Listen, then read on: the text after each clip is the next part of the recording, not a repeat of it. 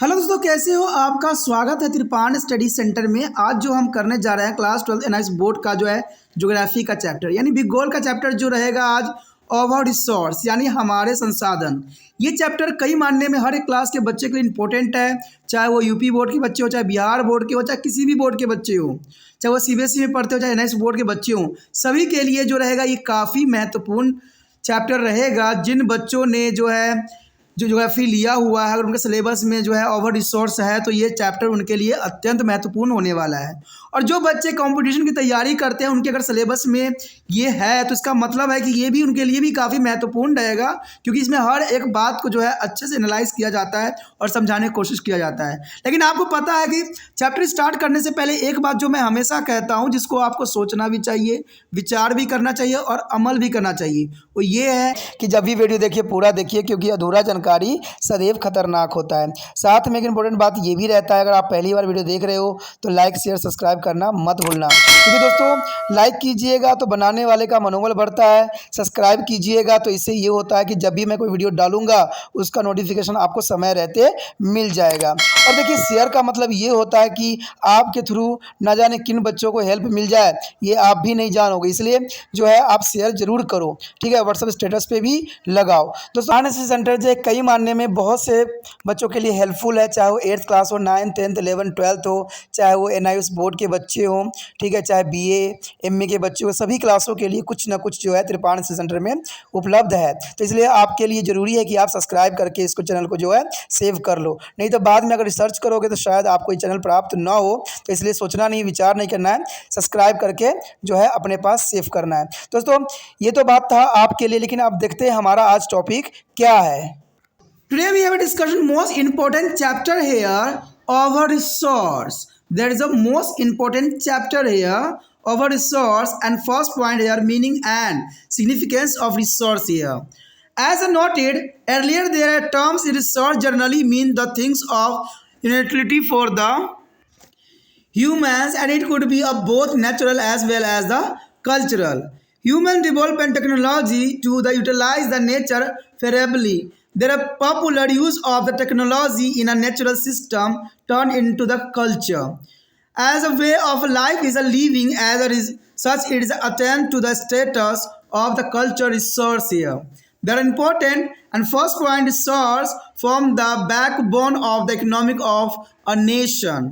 And without land and water, forest, air and minerals, one cannot be developed agriculture and industries. And there is important second point, the constitute your natural resource like air, water, forest and various life form which are established for human survival and development. And the next year, by the utilizing natural resource human created, there is an urban work of houses and buildings, need of transport and communication, industries, etc. And these are the also very useful along with the natural resource, and this human made resource are stimuli for a development. There is a most important point here.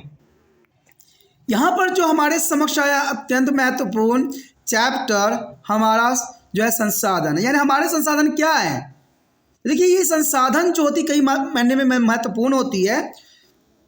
इसके एक अंतर्गत जो है पहला point आया है संसाधन का अर्थ एवं महत्व। अच्छा देखिए संसाधन का अर्थ एवं महत्व क्या होता है, ये काफ़ी महत्वपूर्ण यहाँ पर बात आई है। संसाधन तो आप जानते हो जो इंसानों के जीवन को बहुत ही सरल और सुविधाजनक बना देता है, तो सारे संसाधन के अंतर्गत ही आते हैं। लेकिन फिर भी ये संसाधन जो है कई मायने महत्वपूर्ण होते हैं। जैसे कि पूर्व में लिखा गया है कि संसाधन शब्द का अभिप्राय साधारणतः मानवीय उपयोग की वस्तुओं से है, यानी जो इंसान अपने जीवनचर्या में जो है वस्तुओं का उपयोग करते हैं उसके अंतर्गत लिया गया है। और ये प्राकृतिक और संस्कृति दोनों ही हो सकती हैं, यानी ये प्राकृतिक भी हो सकते हैं और संस्कृति दोनों तरह के हो सकते हैं। मनुष्य प्राकृतिक और अपने अनुरूप उपयोग के लिए तकनीकों का जो है विकास करता है, और प्राकृतिक तंत्र में किसी तकनीक का जो है जनप्रिय प्रयोग उस एक जो है सभ्यता में जो है परिणित करता है। यथा जीनों का तरीका या जीवन निर्वाह इस प्रकार के संस्कृति शासन की स्थिति को प्राप्त करता है। देखिए कोई व्यक्ति अगर जीवन जीता है तो उसको संसाधन के साथ ही आगे बढ़ना पड़ता है और ये संसाधन जो है काफ़ी महत्वपूर्ण होते हैं। कहते हैं संसाधन के अंतर्गत ही जो है उसका जीवन जो है निर्वाह बहुत ही आसान बन जाता है। तो ये काफ़ी महत्वपूर्ण पहलू है जिसको हमें समझना चाहिए और जो है संसाधन के बारे में महत्ता को और भी जानने की आवश्यकता है। यदि हम कुछ पॉइंट पे गौर करें तो ये पॉइंट काफ़ी महत्वपूर्ण हो सकते हैं। जैसे संसाधन राष्ट्र की अर्थव्यवस्था के आधार का निर्माण करते हैं। देखिए संसाधन जो होते हैं कोई भी देश की अर्थव्यवस्था का जो है पुण्य निर्धारित करते हैं। जिस देश में संसाधन है वो देश सदैव ही अमीर रहता है और जिस देश में संसाधन की कमी है वो जो है अर्थहीन हो जाता है। कहते भूमि, जल, वन, वायु और खनिज के बिना कोई भी कृषि या उद्योग का विकास नहीं कर सकता है। तो ये सारे संसाधन है, चाहे भूमि हो, जल हो, वन हो, वायु और खनिज के बिना कोई भी उद्योग या कोई भी विकास देश नहीं कर सकता है। ये प्राकृतिक पर्यावरण जैसे कि वायु, जल, वन और विभिन्न जैव रूपों का निर्माण भी करते हैं जो कि मानवीय जीवन एवं विकास हेतु अत्यंत महत्वपूर्ण रहते हैं। कहते हैं इस संसाधन के अंतर्गत ही जो है जीवन निर्वाह जो बहुत ही सरल और बहुत सुविधाजनक बन जाता है। और कहते हैं अगले पॉइंट की बात करें तो ये साफ कहता है कि इन प्राकृतिक संसाधनों के उपयोग से मनुष्य ने घरों, भवनों, परिवहन एवं संचार के साधनों, उद्योग आदि के अपने संसार का जो है निर्माण भी किया है।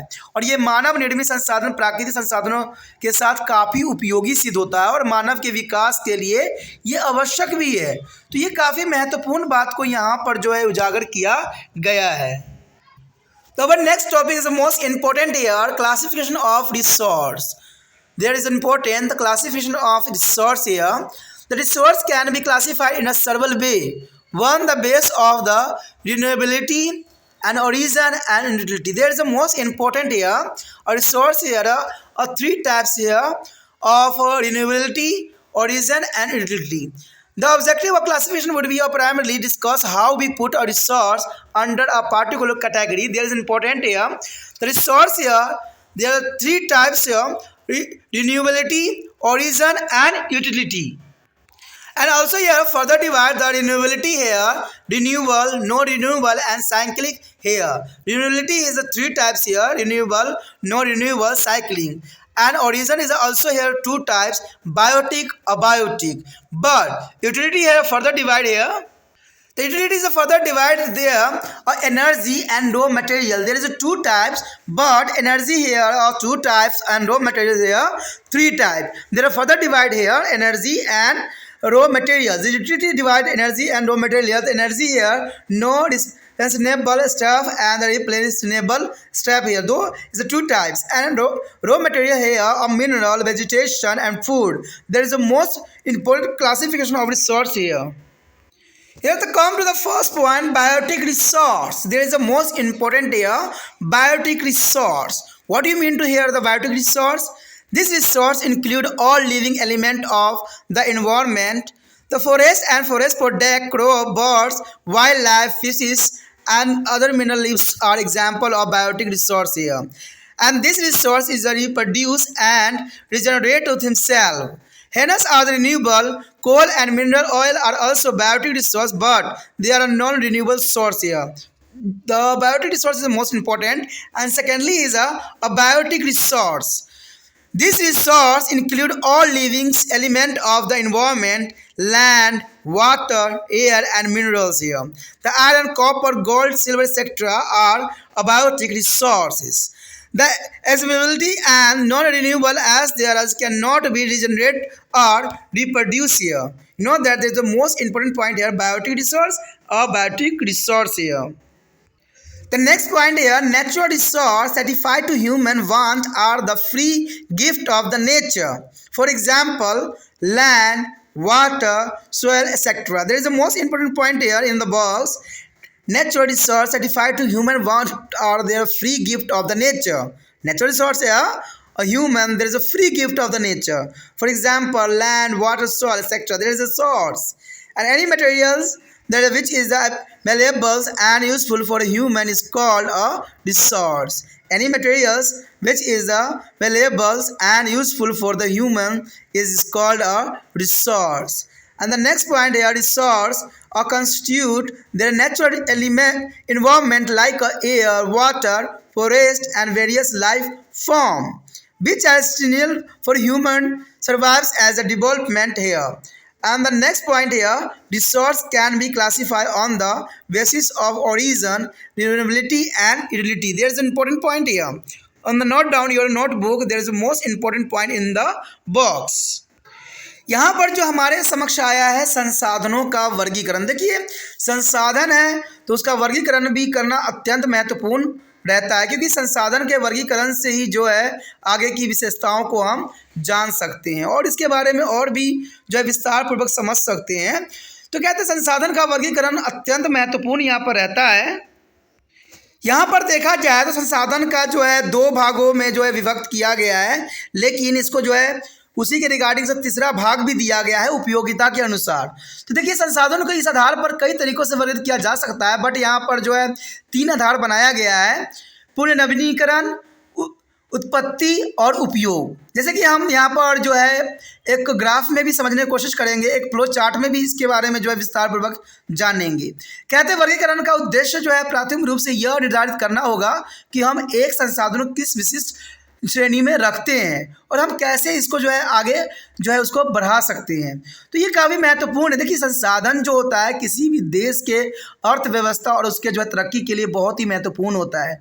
जो देश में संसाधन है वो देश सदैव ही फला फूला है, तो इसमें कोई दो राय नहीं है और इसी के आधार पर इसको 3 भागों में बांटा गया है। देखिए संसाधन जो होता है उसको हम पहले पुनर्नवीनीकरण के रूप में देख सकते हैं, उत्पत्ति के आधार पर देख सकते हैं या उपयोग के आधार पर जो है इसको वर्गीकृत कर सकते हैं, लेकिन फर्दर इसका भी डिवीजन हो जाता है जैसे कि आगे दिखाया गया है। अब देखिए यहाँ पर जो है आपको ये फ्लो चार्ट दिख रहा होगा जहाँ पर जो है पुनर्नवीनीकरण को जो है 3 भागों में विभक्त कर दिया गया है। वही उत्पत्ति के आधार को भी जो है इसको 2 भागों में विभक्त कर दिया गया है और उपयोग के आधार पर भी जो है इसको आगे विभक्त किया गया है। तो यहाँ पर देखा जाए पहले हम ले पुनर्नवीनीकरण देखिए तो इसका जो है 3 भागों में जो है विभक्त किया गया है, एक नवीनीकरणीय के अंतर्गत, एक अनवीनीकरणीय के अंतर्गत और एक चक्रीय। देखिए ये तीनों जो है काफ़ी महत्वपूर्ण है, चाहे नवीकरणीय हो, अनवीकरणीय हो या चक्रीय हो, ये काफ़ी महत्वपूर्ण है। अगर हम उत्पत्ति के आधार पर देखें तो जैविक अजैविक 2 तरह के जो है इसको विभक्त किया गया है, यानी उत्पत्ति के आधार पर इसको जो है जैविक अजैविक के रूप में आगे बढ़ाया गया है। लेकिन अगर उपयोगिता के अनुसार देखें तो उपयोगिता के अनुसार जो है इसको 2 भागों में बांटा गया है फिलहाल, ऊर्जा के रूप में और कच्चे माल के रूप में। यानी उपयोगिता के आधार पर ऊर्जा और कच्चा माल, और ये सारी बातें को जो है आपको अपने कॉपी पे नोट भी कर लेना चाहिए, क्योंकि ये जो फ्लो चार्ट है बहुत ही आसान है समझने के लिए। आगे जो है अगर देखा जाए उपयोगिता का ऊर्जा और कच्चा माल के अंतर्गत तो और भी विभक्त किए गए हैं, चलिए देखते हैं।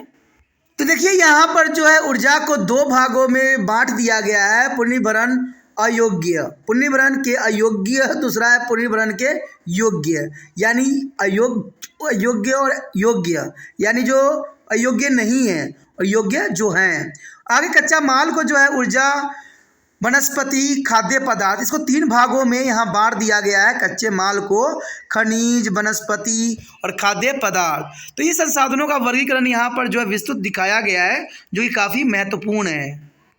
उसके पश्चात हमारे समक्ष है जैविक संसाधन। देखिए जैविक संसाधन कई मायने में महत्वपूर्ण है। जैविक संसाधन, इन संसाधनों में जो है पर्यावरण के समस्त जीवित तत्व सम्मिलित होते हैं। यानी जैविक संसाधन में जो होते हैं जितने भी जीव जंतु इसके अंतर्गत आते हैं वो सब के सब जीवित होते हैं। तो जैविक मतलब जीवित, तो इससे आपको जो है याद रखना काफ़ी आसान हो जाता है कि जैविक संसाधन के अंतर्गत वो आते हैं जो जीवित होते हैं, जो अपना जीवन चला रहे होते हैं, चाहे वो वन हो, वन उत्पाद हो, फसलें हो, पंछी हो, वन जीव हो, मछलियाँ हो, अन्य समुद्री जीव जैसे संसाधन के उदाहरण है। तो जैविक संसाधन के अंतर्गत आप समझ गए होंगे कि जो जीवित होते हैं, यानी उनमें जो है वृद्धि हो दिखेगी, वो ब्रीथिंग भी करेंगे, वो जो है अपने जैसे नए बच्चों को जन्म भी देंगे, तो ऐसे ही उनमें होगा, ठीक है, मूवमेंट करेंगे। तो सारी चीज़ इंपॉर्टेंट रहेगा जैविक संसाधन के अंतर्गत। और ये संसाधन जो है नवीकरणीय है, यानी इसको एक बार उपयोग करने का दोबारा उपयोग किया जा सकता है, क्योंकि ये स्वयं को ही पुनर्जीवित, उत्पादित एवं पुनर्जीवित कर सकते हैं। इसलिए इसको जो है नवीकरणीय संसाधन के रूप में इसको विभक्त किया गया है। कहते हैं जैविक संसाधन के अंदर कोयला और खनिज तेल भी जैविक संसाधन है, परंतु ये नवीकरणीय नहीं हो सकते हैं, क्योंकि आपको पता है कोयला जो है बनने में लाखों करोड़ों साल लग जाते हैं और खनिज के बनने में भी खनिज तेल के बनने में भी लाखों करोड़ साल लग जाते हैं, इसलिए नवीकरणीय संसाधन नहीं हो सकते हैं। ठीक है, ये अनवीकरणीय संसाधन के अंतर्गत आता है। यानी आप समझ गए होंगे कि ये जो है अनवीकरणीय संसाधन के अंतर्गत आता है, नवीकरणीय नहीं है। लेकिन अगर हम अगले पॉइंट की बात करें जो कि बहुत काफ़ी महत्वपूर्ण भी है, अजैविक संसाधन। अजैविक तो आपको पता है कि जैविक का उल्टा है, यानी वहाँ पर जो है जीवित थे, यहाँ पर जो है निर्जीव होंगे, मृत्यु होंगे। यानी इन संसाधनों में जो है पर्यावरण के समस्त निर्जीव पदार्थ सम्मिलित होते हैं। यानी इन संसाधनों में पर्यावरण के समस्त निर्जीव पदार्थ सम्मिलित होते हैं और इसमें भूमि, जल, वायु और खनिज तथा लोह तत्व, तांबा, सोना आदि अजैविक संसाधन इसमें आते हैं। तो ये काफ़ी महत्वपूर्ण है कि इन संसाधनों में पर्यावरण के समस्त निर्जीव पदार्थ सम्मिलित है और भूमि, जलवायु और खनिज तथा लोहा, तांबा, सोना आदि जो है अजैविक संसाधन के रूप में देखा जा सकता है और ये समाप्त होने योग्य है। यानी इसका एक बार प्रयोग करने के बाद दोबारा उपयोग आप नहीं कर सकते हो। कहते हैं पूर्वी नवीकरण के योग्य नहीं है क्योंकि ये न तो नवीकृत हो सकते हैं और न ही पुनरुत्पादित हो सकते हैं। तो ये काफ़ी महत्वपूर्ण यहाँ पर बात था। उसके पश्चात यहाँ पर जो है महत्वपूर्ण है ये बॉक्स। देखिए जो बॉक्स में बातें लिखी होती है उसको आपको नोट कर लेना चाहिए क्योंकि ये एक तरह का जो है कंक्लूजन होता है, सारांश होता है। तो आपको जितना अगर आप अच्छे नंबर लेना चाहते हो तो इस पॉइंटों को भी याद करोगे तो आपके लिए काफ़ी महत्वपूर्ण बन जाएगा।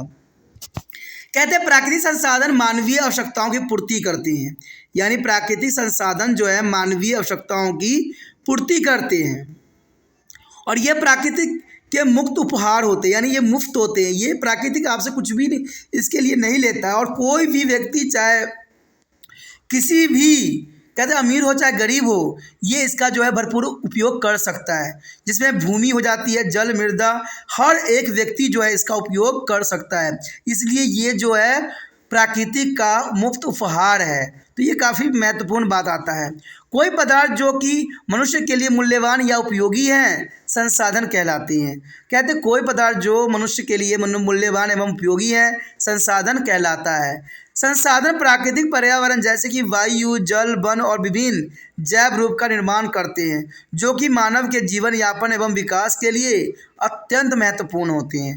तो ये काफ़ी महत्वपूर्ण है कि संसाधन प्राकृतिक पर्यावरण जैसे कि वायु, जल, वन और विभिन्न जैव रूप का निर्माण करते हैं जो कि मानव के जीवन यापन के विकास के लिए अत्यंत महत्वपूर्ण होते हैं।